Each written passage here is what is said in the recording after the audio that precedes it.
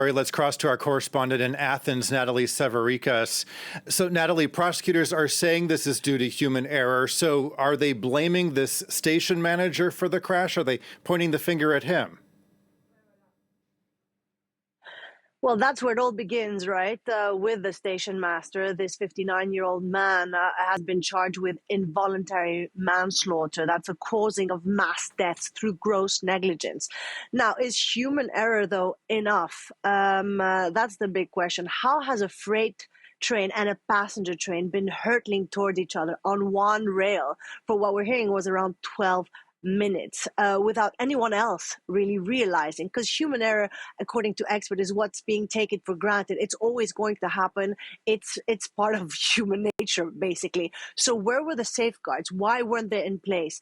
One, where was the preventive safety technology? Why hasn't that been implemented for decades now? We're hearing all sorts of reports and excuses as to why it hasn't happened. Okay, and if that hasn't happened, then why hasn't there been an efficient alert system to alert someone else? We're also hearing from former workers that until the acquisition, until 2020, actually, that is, there was a traffic control center, and it was dismantled back in 2020.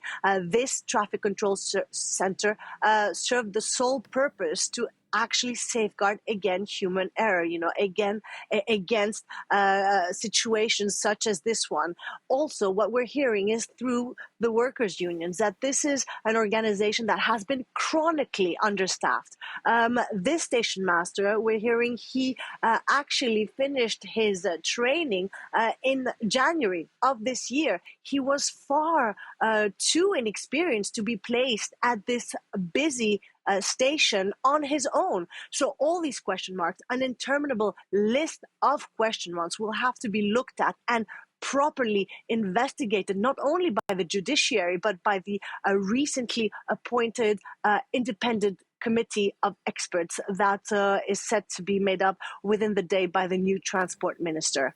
Well, and meanwhile, Nathalie, there's a lot of anger in Greece, and railway workers are also walking off the job in protest today. What can you tell us about that? Well, it follows, the anger that we saw yesterday in the streets, the anger that we saw and the report that you just played. The angry students yesterday were battling against the police. Today, what we had was a second day of a mass strike, not only from the railway service, but also from the metro. So no trains today operating in Greece. Again, the staff is angry, not only at this government, but at all the governments who never really addressed their demands of more personnel, their demands of better training, and their demands of modern safety technology. All these haven't been met. They've been disregarded. They've been met with disdain, they say, and that's what caused the horrible massacre yesterday that we saw on our screens and that the Greece is experiencing and living through today. So many mothers, so many families who woke up without their loved ones. Okay, our correspondent in Athens, Nathalie Savaricas. Nathalie, thanks so much.